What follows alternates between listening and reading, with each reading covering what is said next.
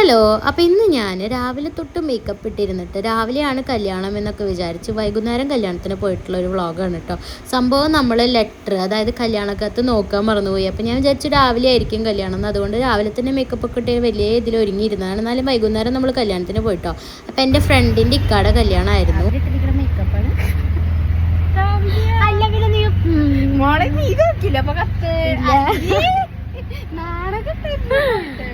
അപ്പം അതാണ് സംഭവം. ഞാനും അറിഞ്ഞിട്ടുണ്ടായിരുന്നില്ല, അരീച്ച അറിഞ്ഞിട്ടില്ല മീൻസ് ഞങ്ങൾ കത്ത് നോക്കാൻ വിട്ടുപോയതാണ് കേട്ടോ. കല്യാണ കത്ത് നോക്കാൻ വിട്ടുപോയതാണ്.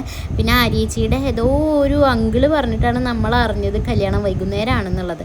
ഇതാണ് കേട്ടോ ആരുഷ്, ഇത് അരീച്ചിയുടെ മോനാണ് കേട്ടോ. നമ്മൾ വെൽക്കം ഡ്രിങ്ക് ഒക്കെ കുടിച്ചിട്ട് പിന്നെ നമ്മളവിടെ കുറേ നേരം വെയിറ്റ് ചെയ്തിരുന്നു. നമ്മൾ ആദ്യം നേരത്തെ തന്നെ എത്തിയിട്ടുണ്ടായിരുന്നു. അങ്ങനെ നമ്മളവിടെ കുറേ നേരം വെയിറ്റ് ചെയ്തിരുന്നു കേട്ടോ.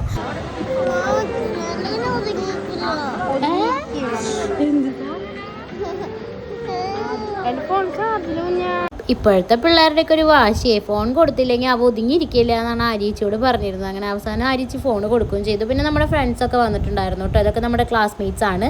അങ്ങനെ നമ്മളവിടെ കുറേ നേരം വെയിറ്റ് ചെയ്തിരുന്നു. ചെക്കനും പെണ്ണും വന്നിട്ടേ ഉണ്ടായിരുന്നില്ല. നമ്മൾ കുറേ നേരം വെയിറ്റ് ചെയ്തിരുന്നു. നമുക്ക് വിശക്കാൻ തുടങ്ങിയപ്പോൾ നമ്മൾ എന്ത് ചെയ്തു, ഫുഡ് കഴിക്കാൻ പോയി. പിന്നെ ആരുഷിനും വിശക്കാൻ തുടങ്ങി. അപ്പോൾ നമ്മൾ എന്തായാലും ഫുഡ് കഴിക്കാൻ പോയി. ഫുഡ് കഴിച്ച് വന്നപ്പോൾ വീഡിയോ എടുക്കാൻ മറന്നു ഫുഡ് കഴിച്ച് വന്നപ്പോൾ നമ്മുടെ ഹിസാൻ, ഇതാണ് കേട്ടോ നമ്മുടെ ഫ്രണ്ട്, ഇവളുടെ ഇക്കാടെ കല്യാണമാണ് കേട്ടോ. അങ്ങനെ നമ്മൾ ഹിസുവിനെ കണ്ടു.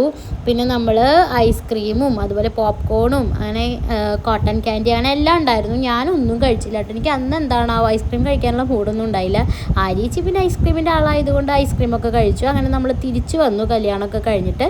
പിന്നെ അവരെന്നെ വീട്ടിലാക്കിയിട്ട് തിരിച്ച് പോവുകയും ചെയ്തു. നമ്മൾ ഓട്ടോറിക്ഷയിലാണ് കേട്ടോ പോയിട്ടുണ്ടായിരുന്നത്. അങ്ങനെ ലാസ്റ്റ് നമ്മുടെ പരിപാടിയൊക്കെ കഴിഞ്ഞ് നമ്മൾ തിരിച്ചെത്തിയപ്പോൾ അത്രയുള്ള ഗൈസ്, ബൈ.